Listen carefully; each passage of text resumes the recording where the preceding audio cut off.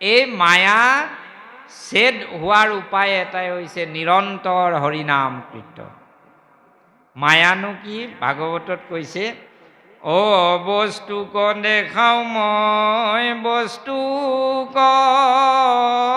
আৱৰি, এহিহে মোহৰ মায়া জানা নিষ্ট কৰি।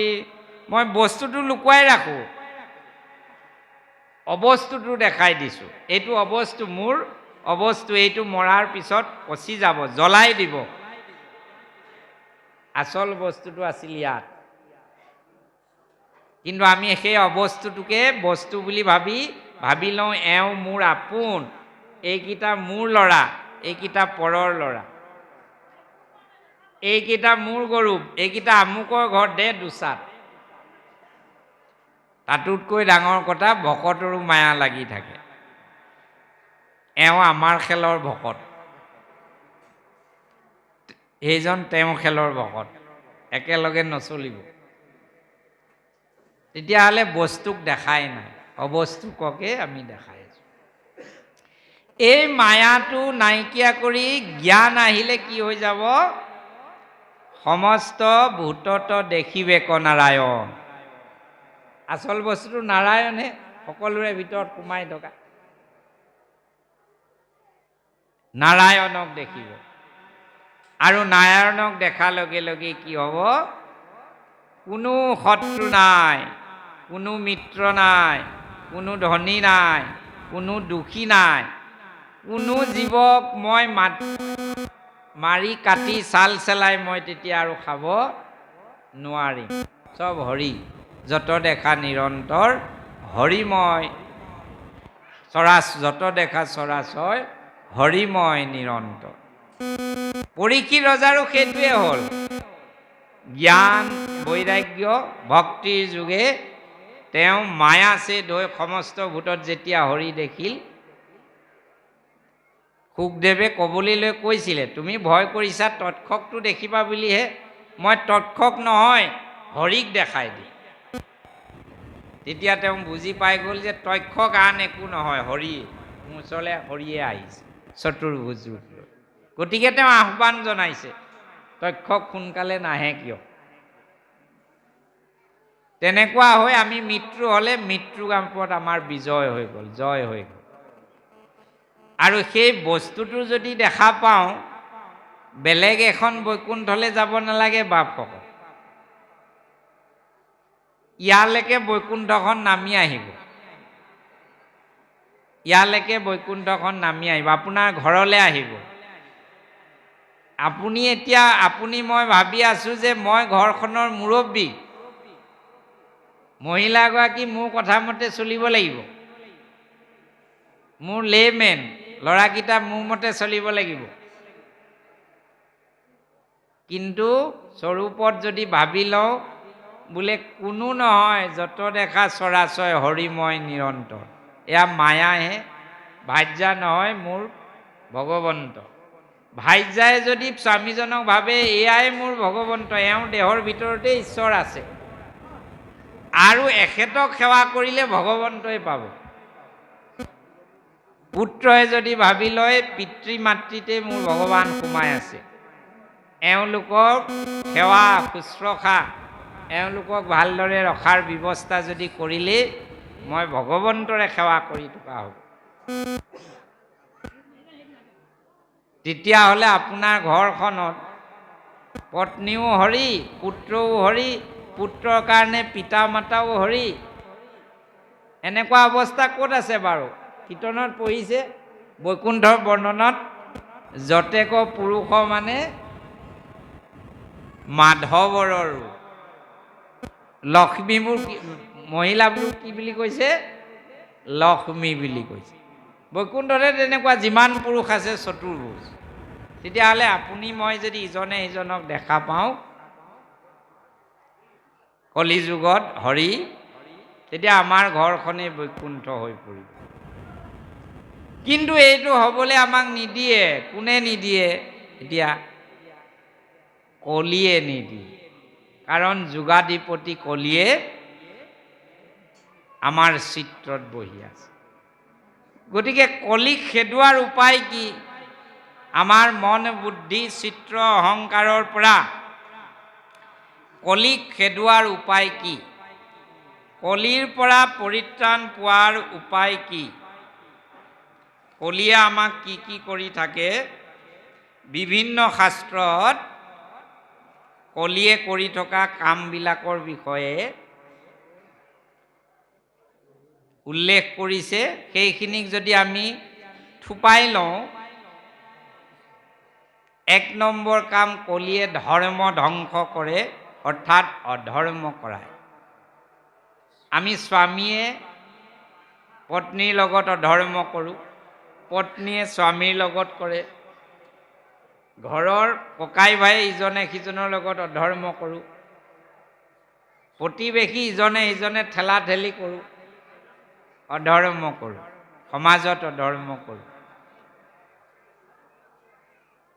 মই যদি কিবা উপায়েৰে সমৰ্থবান হ'লোঁ, গাঁওখনৰ ৰাইজে মোক পঢ়াই নি এদিন ডাঙৰ বিষয়া কৰিলে, সকলোৱে পইচা দুপইচাকে দি। এইবাৰ মোৰ ক্ষমতা আহিলে গাঁৱলৈ বহাবলৈ অহা টিউবৱেলটোৰ পৰাও অকণমান মই চান কাঢ়ি খাই পেলাম। এয়া কোনে কৰায়? কলিয়ে কৰায়। কলিৰ মূল কাম অধৰ্ম কৰোৱায়, উভয় নদী কৰাই দিয়ে অধৰ্ম। প্ৰতাৰণাৰ প্ৰবৰ্ধন কৰে, 2 নম্বৰ কাম, প্ৰতাৰণা বঢ়াই দিয়ে। সব ফালে প্ৰতাৰণা আজিকালি। স্বামীয়ে ভাইজাক প্ৰতাৰণা, ভাইজাই স্বামীক, পুত্ৰই পিতৃ মাতৃক, কলৈ গৈছিলি? মই ইয়াতে আছিলোঁ, কিন্তু ই গৈ অসৎ সংগত আছে। সব প্ৰতাৰণা কৰোৱায়। প্ৰতাৰণাত নিপুণ কৰি পেলায়। ইমান নিপুণ হৈ যায়, একেলগে আছোঁ কিন্তু প্ৰতাৰণা আমি ধৰিব নোৱাৰা হৈ যায়। দুৰ্নীতি বৃদ্ধি কৰে, অনীতিকে নীতি বুলি ভাবিবলৈ বাধ্য কৰে। আপোনালোকে ব্যাখ্যা নকৰিলেও হ'ব, চাৰিওফাললৈ চকু কাণ মেলি দিয়ক। অনীতিকে নীতি কৰাই দিয়ে, কলিৰ 3 নম্বৰ কাম। নৈতিক অধঃপতন ঘটোৱায়। যি নীতি আছিল আমাৰ ঘৰবিলাকত, আজিকালি ল'ৰাই টিলিকি মাৰি অঁতৰাই দিয়ে। কলি যুগ, এইবোৰ কৰিব নোৱাৰোঁ।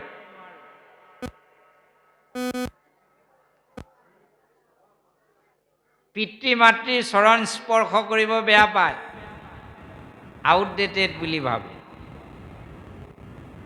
বোৱাৰী এগৰাকীয়ে শাহুক সন্মান কৰিবলৈ ভাল নাপায়, নিজৰ আই বোপাই বুলি ভাবিবলৈ টান পায়।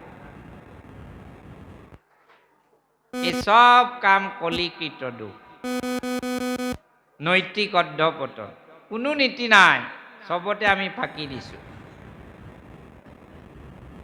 যদি মই শিক্ষক, তেনেহ'লে কেনেকৈ সোনকালে ঘৰ আহি পাওঁ? যদি মই অফিচৰ কৰ্মচাৰী, কেনেকৈ মই টেবুলৰ তলেৰে 2 টকা পাওঁ? মই যদি আনকি ভকতলৈকে, দাই দুখ নধৰিব দেই বা ভকত, একেবাৰে হাতযোৰ আপোনালোকৰ চৰণত শিৰ থৈছোঁ, চবতে আছে। এয়া কলিকৃত দুখ। মানুহৰ মাজত, আনকি সম্বন্ধীয়জনৰ মাজতো, প্ৰিয়জনৰ মাজতো দ্বন্দ্ব থিয় কৰাই দিয়ে। দ্বন্দ্ব দেখিছোঁ, কলিৰ এটা ভায়েক বুলি আমি পাই আহিলোঁ প্ৰথমতেই, দ্বন্দ্ব কৰাই দিয়ে। কাম ক্ৰোধ লোভ মোহ বৃদ্ধি কৰাই দিয়ে। কাম ক্ৰোধ লোভ মোহ বৃদ্ধি কৰাই দিয়ে।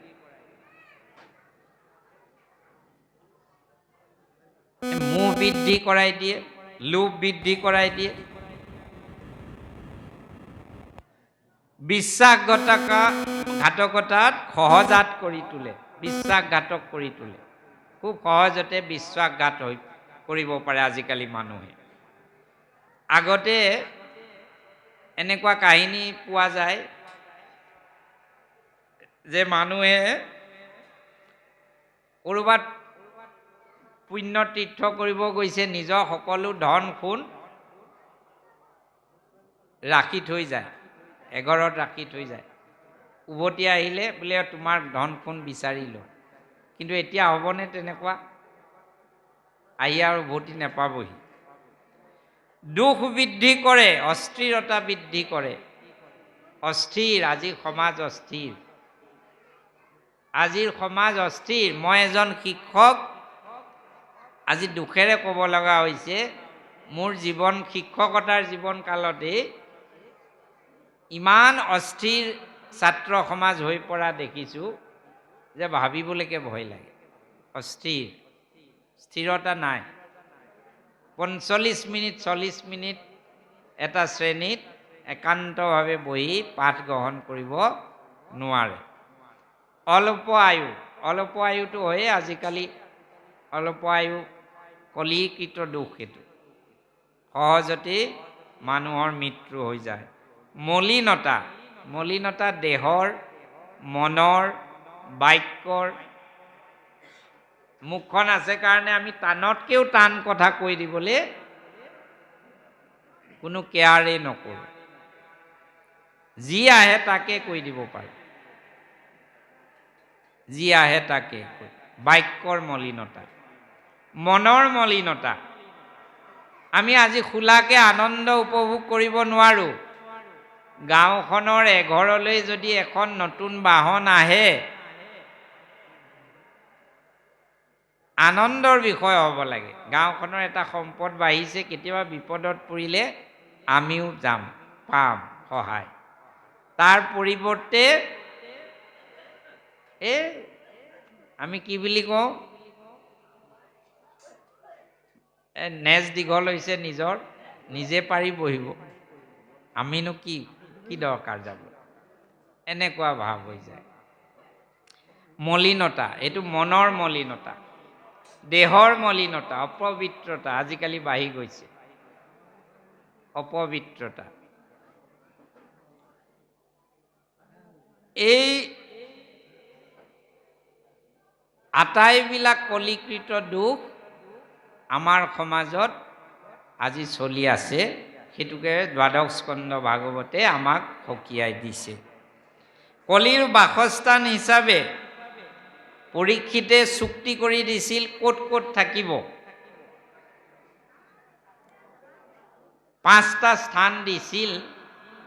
যোৱা অৰ্থাৎ পাশা খেল কৰা স্থান আৰু ব্যক্তি, মদ পান কৰা স্থান আৰু ব্যক্তি, স্ত্ৰী সংসৰ্গৰ স্থান আৰু সদায় কেৱল স্ত্ৰী আলাপন কৰি থকা ব্যক্তি, তেওঁৰ দেহত কলি থাকে। জীৱ হত্যা বা হিংসাৰ অনুকূল স্থানবিলাক, স্বৰ্ণ আদি সম্পত্তিৰ অহংকাৰ।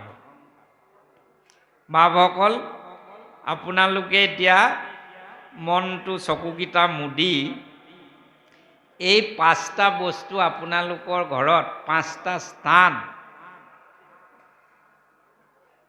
বা এই 5জন ব্যক্তি, জুৱা খেলাৰ স্থান আৰু জুৱা খেলা লোক দুয়োৰে গাত কলি থাকে। আমাৰ গাঁৱৰ পৰা আমি হাইস্কুলত থাকোঁতে এটা ঘটনা দেখিছিলোঁ। সেই সময়ত গৰু খেতিৰ বাবে আৰু প্ৰত্যেকৰে ঘৰে ঘৰে গৰু। ককায়েকে ONGC চাকৰি কৰে, ভায়েকৰ একো নাই, খেতিখিনিকে কৰ বুলি 60,000 টকা তেতিয়াৰ দিনতে দিছিল গৰু এহাল আনিব, 30,000 টকা। ৰাজমাই বজাৰলৈ গ'ল, গৈ পিনাই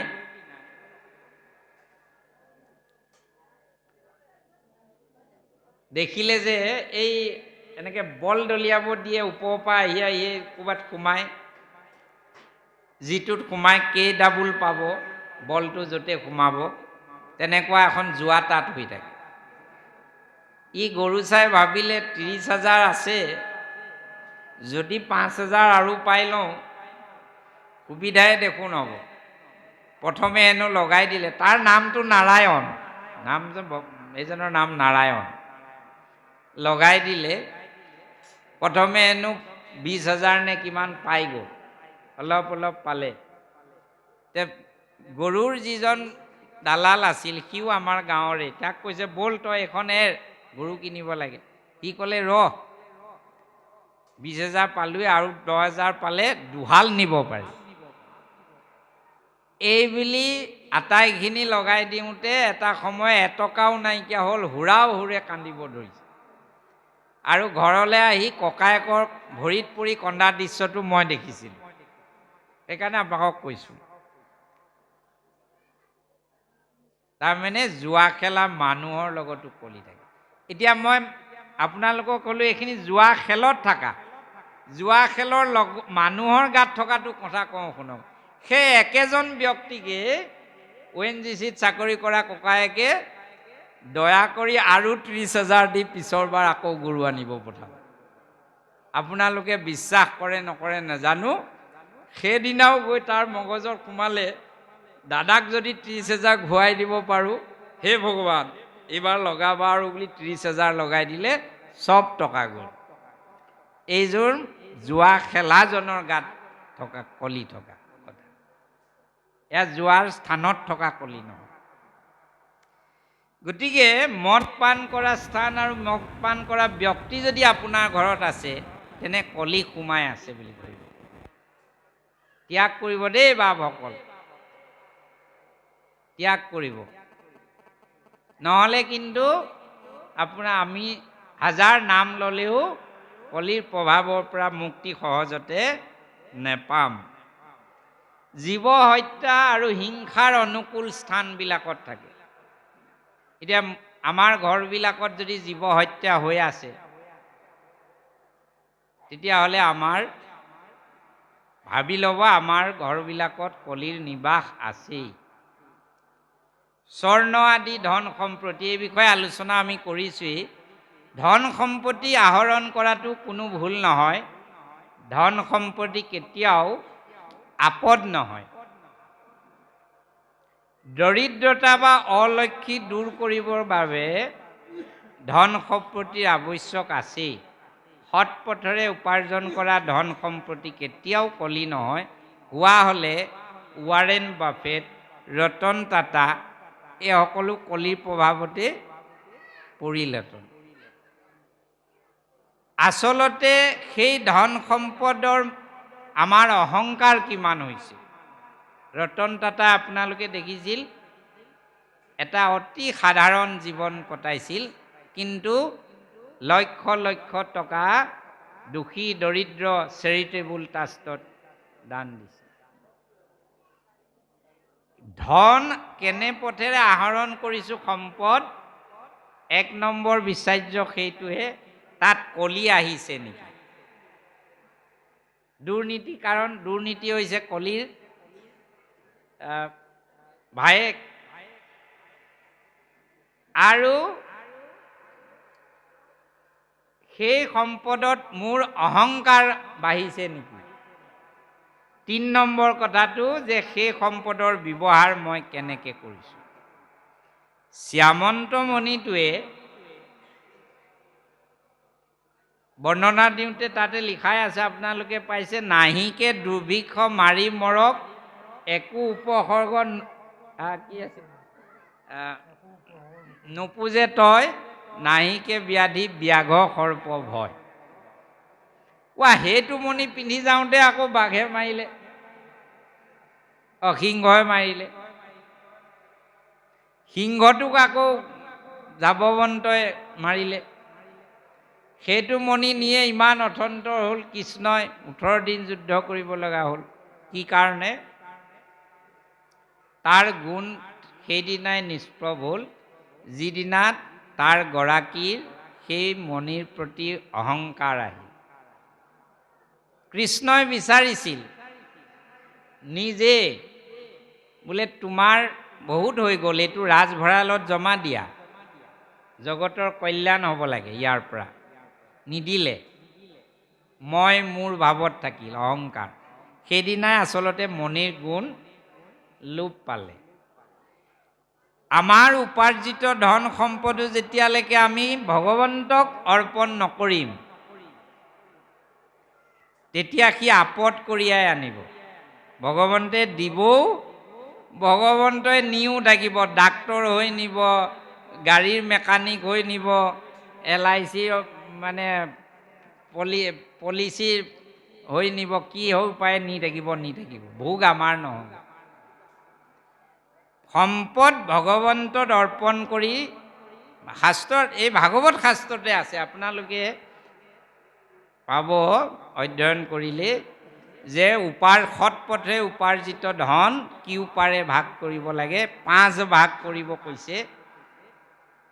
এভাগ নিজৰ ভৱিষ্যতৰ বাবে, এভাগ পৰিয়াল পোষণৰ বাবে, এভাগ সন্তান আদিৰ ভৱিষ্যত বিবাহ আদিৰ কাৰণে, এভাগ দুখী দৰিদ্ৰৰ কাৰণে, আৰু এভাগ জগতৰ কল্যাণৰ কাৰণে ভগৱন্তৰ কাৰ্যৰ বাবে ভাগ কৰি ব্যৱহাৰ কৰিবলৈ আমাক শাস্ত্ৰই কৈছে।